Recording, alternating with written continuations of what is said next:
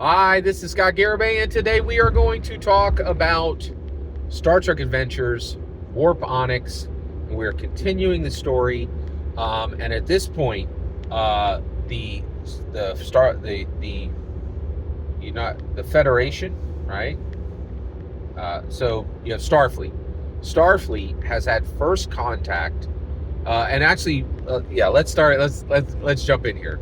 Today we're going to talk about the Star Trek Adventures Warp Onyx campaign, the tales of Security Officer Archibald on the USS Enterprise NX-01 with Captain Archer.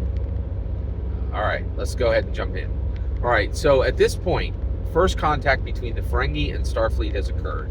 It has gone abominably, and it resulted in the death of 44 Ferengi, with 24 Ferengi saved from dying in, and actually those 44 Ferengi died when their ship went into orbit around one of the moons of Jupiter and actually just smashed onto the surface of one of the moons of Jupiter. And all 44 Ferengi who were still on that ship died, but 24 Ferengi were rescued from that first contact vessel, the Ferengi contact vessel, and returned to Enterprise NX-01.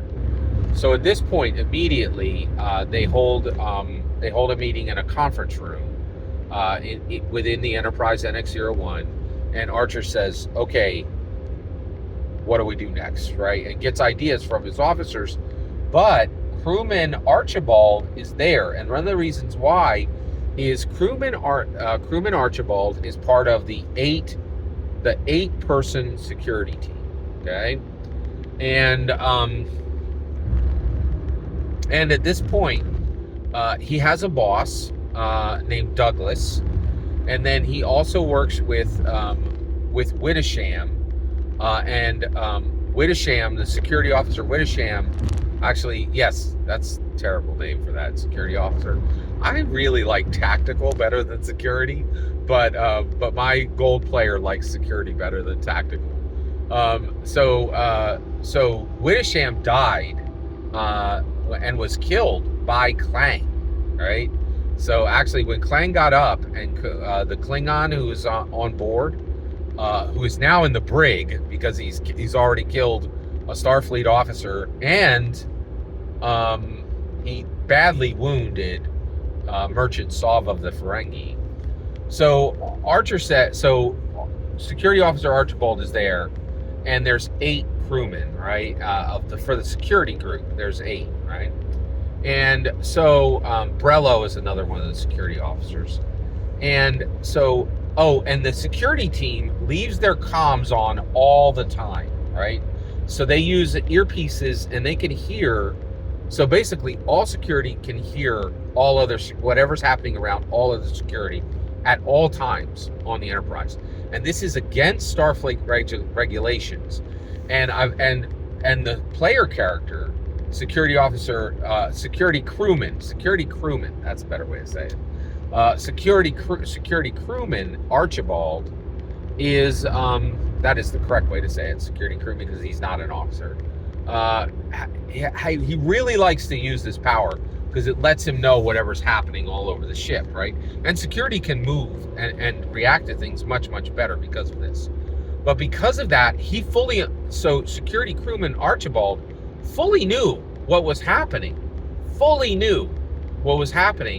When this whole thing went down with Klang. He also knew what was happening with Klang because Sato had said, "Hey, we need you to punch this guy in the face the moment he gets up and take the fight out of him. I need you to take the blows that he's going to throw down when he wakes up. It's very important that you're there and that you do this," right? And he said no. He secured the holodeck crates instead, which I thought was very interesting, right? So at this point, and by the way, security officer Douglas, right?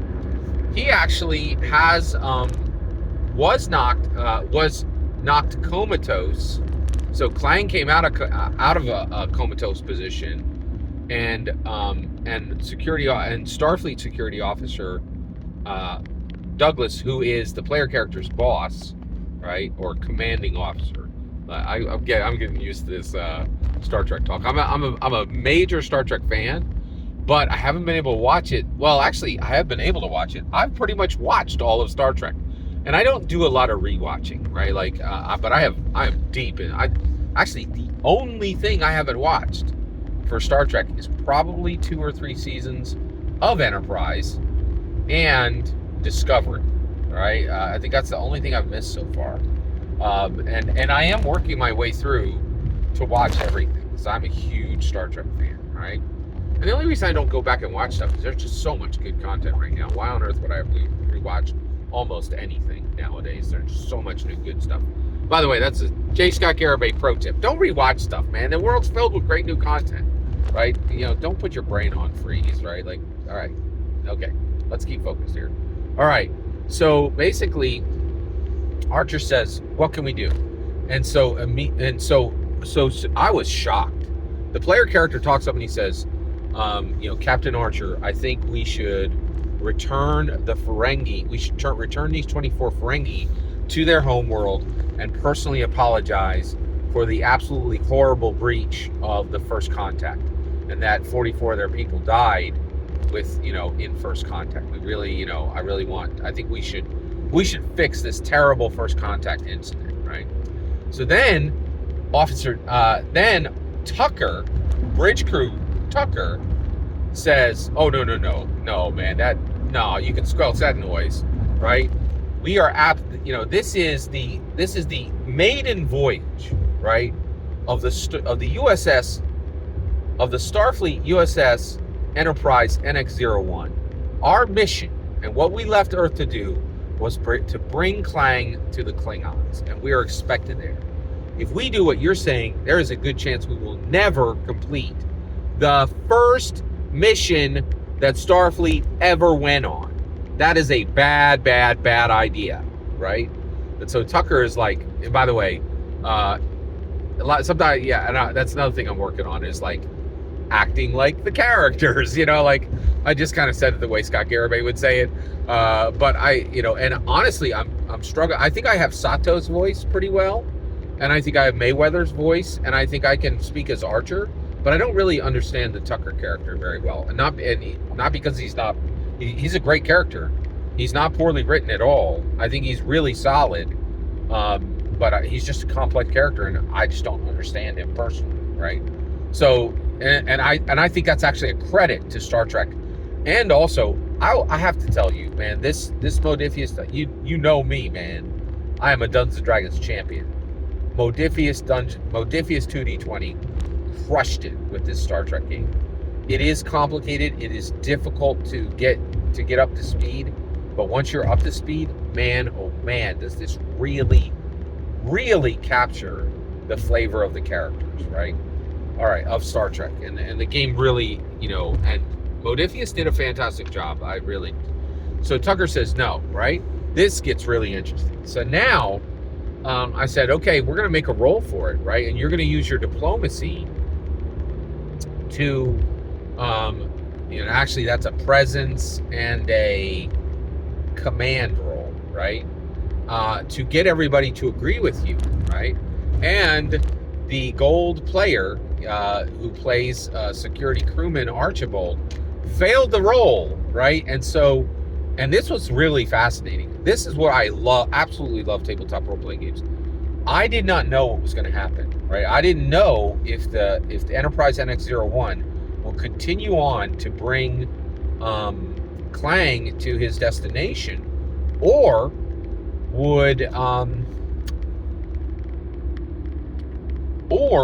if they would take the 24 living Ferengi back, right? And so it was put to a roll, and the roll was lost, and the player character was not able to sway the bridge crew, right? Sato, Phlox. Well, Phlox he counts kind of as bridge crew. He's a major character. He's not bridge crew, but you know what I mean. And Mayweather Archer, Tucker, T'Pol, and Sato, right? So he wasn't able to convince them. And so basically they continue on the Klingon mission, right?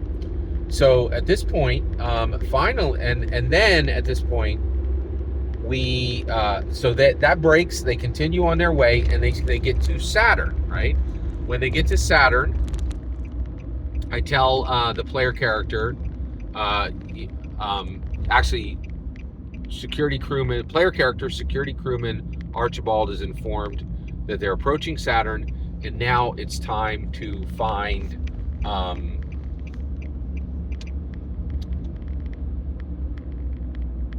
who is it again? Oh yes, Eustace, right? So he is the son of the cartographer on Mars, who's going to be dropped off with his scientist dad on Saturn. But Eustace doesn't want to be here. He never wanted to leave Mars, right? So they go to find Eustace, and they find that Eustace cannot be found on the ship, right? And they're like, wait a second. They check all the escape pods. There has been no escape pods. And so basically, Eustace is now hiding on the ship. And they're like, well, wait a second, couldn't we just life scan and find him? And so Mayweather explains, this kid's a miner, right? He's spent his entire life in mines. He can easily work around getting, he's almost certainly in the catwalks, in the infrastructure, the engineering infrastructure. And there are tons of places to hide on the ship, and tons of ways to hide your scan, especially if you're skilled at it, right? Which he is, right? Like he's literally been a miner his entire life.